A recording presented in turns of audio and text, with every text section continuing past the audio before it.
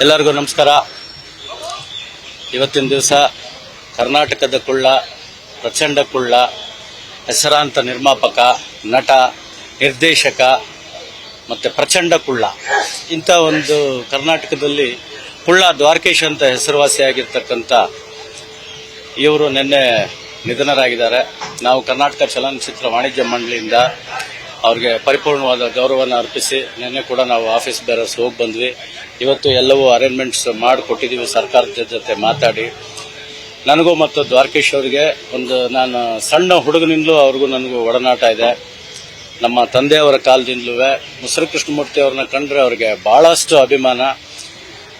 ದ್ವಾರಕೀಶ್ ಅವ್ರಿಗೆ ಏನಂದ್ರೆ ರಕ್ತದಲ್ಲೇ ಚಿತ್ರರಂಗ ಕಲೆ ಅನ್ನೋದು ಒಂದು ಮೈಗೂಡಿಸ್ಕೊಂಡು ಬಂದು ಸಿನಿಮಾಗೋಸ್ಕರ ಏನು ಬೇಕಾದ್ರೂ ಮಾಡ್ತೀನಿ, ಏನು ಬೇಕಾದ್ರೂ ನಾನು ಮಾಡ್ತೀನಿ ಅಂತ ಹೇಳಿ ಸುಮಾರು ಒಂದು ಪಾಪ 6-7 ಮನೆ ಇವತ್ತಿನ ದಿವಸ ಅವ್ರು ಕಳ್ಕೊಂಡು ಪರಿಪೂರ್ಣವಾಗಿ ಚಿತ್ರರಂಗಕ್ಕೆ ಅವರು ಮೀಸಲಾಗಿಟ್ಟಂತ ದ್ವಾರಕೀಶ್ ಅವರು ಇವತ್ತಿನ ದಿವಸ ನಮ್ಮ ಕಣ್ಮುಂದೆ ಇಲ್ಲ. ಬಹಳ ದುಃಖಕರ ಸಂಗತಿ. ಹಿರಿಯ ಚೇತನ ನಾವು ಕಳ್ಕೊಂಡಿದ್ದೀವಿ. ಇನ್ನೇನು ಹೆಚ್ಚಿಗೆ ಹೇಳೋ ಪರಿಸ್ಥಿತಿನಲ್ಲಿ ನಾನಿಲ್ಲ. ಧನ್ಯವಾದಗಳು. ಎಲ್ಲರಿಗೂ ನಮಸ್ಕಾರ. ನಾನು ಜೂನಿಯರ್ ನರಸಿಂಹರಾಜು. ನನ್ನ ದ್ವಾರಕೀಶ್ ಅವರ ಒಡನಾಟ 45 ವರ್ಷದಿಂದಲೂ ಇದೆ. ಮೈಸೂರಿನ ನಮ್ಮ ಮನೆ ಹತ್ರನೇ ಅವರ ಮನೆ. ನಾನು 1978ರಲ್ಲಿ ಸಿನಿಮಾಗೆ ಬಂದಾಗ ನಮ್ಮ ಕರ್ನಾಟಕ ಚಲನಚಿತ್ರ ಕಲಾವಿದರ ಸಂಘ ಒಪ್ಪನಾದ ಅಧ್ಯಕ್ಷರಲ್ಲಿ, ರಾಜ್ಕುಮಾರ್ ಅಧ್ಯಕ್ಷತೆಯಲ್ಲಿ ಅವರೇ ಸಹ ಕಾರ್ಯದರ್ಶಿಗಳು. ಅದಾದಮೇಲೆ ಡ್ಯಾನ್ಸ್ ಮೈಸೂರಲ್ಲಿ ಮಾಡಿದಾಗ ಅವರ ನನ್ನ ಒಡನಾಟ ಹತ್ತಿರ ಬಂತು. ನಾವು 15 ವರ್ಷಗಳ ಕಾಲ ಅವ್ರ ಜೊತೆ ನಟನೆ ಮಾಡಿದ್ದೀವಿ, ನಿರ್ದೇಶನ ಮಾಡಿದ್ದೀವಿ, ನಿರ್ಮಾಣಕ್ಕೂ ಸಹಿ ಅಂದ್ಕೊಂಡಿದ್ದೀವಿ ಜೊತೆಯಲ್ಲಿ. ಇವತ್ತು ಅವ್ರು ಕಳ್ಕೊಂಡು ನಮಗೆ ಅತೀವಾದ ನೋವಾಗಿದೆ.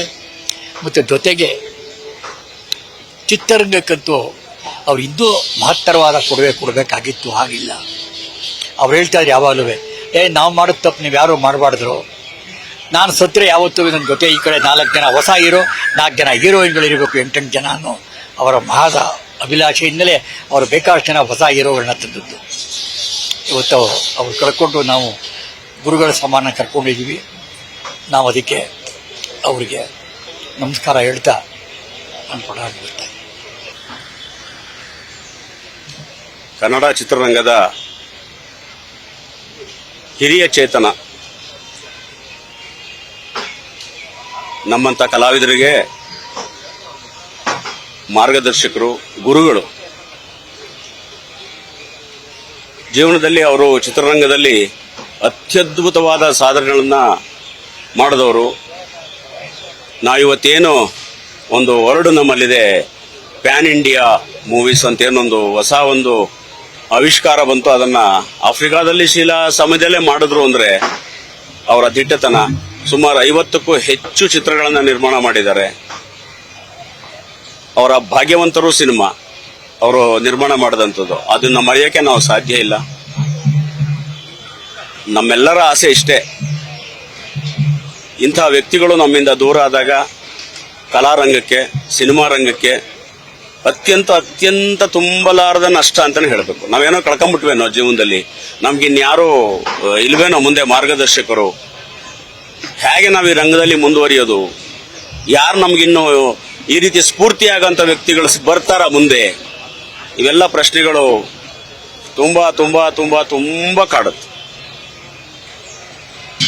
ಅವ್ರ ಆತ್ಮಕ್ಕೆ ಶಾಂತಿ ಸಿಗಲಿ. ಆ ಭಗವಂತ ಇಂಥ ಮಹನೀಯರಿಗೆ ಮತ್ತೊಮ್ಮೆ ಮರುಹುಟ್ಟು ಕೊಡ್ಲಿ, ಇದೇ ರಂಗದಲ್ಲಿ ಮರುಹುಟ್ಟನ್ನ ಕೊಡ್ಲಿ, ಮತ್ತೆ ಮುಂದಿನ ಜನಾಂಗಕ್ಕೆ ಅವರು ಮಾರ್ಗದರ್ಶಕರಾಗ್ಲಿ ಅಂತ ಕೇಳ್ಕೊಳ್ಳೋದು ಬಿಟ್ರೆ ಇನ್ನೇನು ಮಾಡ್ಲಿಕ್ಕಾಗಲ್ಲ. ತುಂಬಾ ನೋವಾಗುತ್ತೆ, ತುಂಬಾ ದುಃಖ ಆಗುತ್ತೆ ಅಷ್ಟೇ. ನ್ಯೂಸ್ ಫಸ್ಟ್, ನಿರ್ಭೀತಿಯಿಂದ ನಿಮ್ಮ ಪರವಾಗಿ.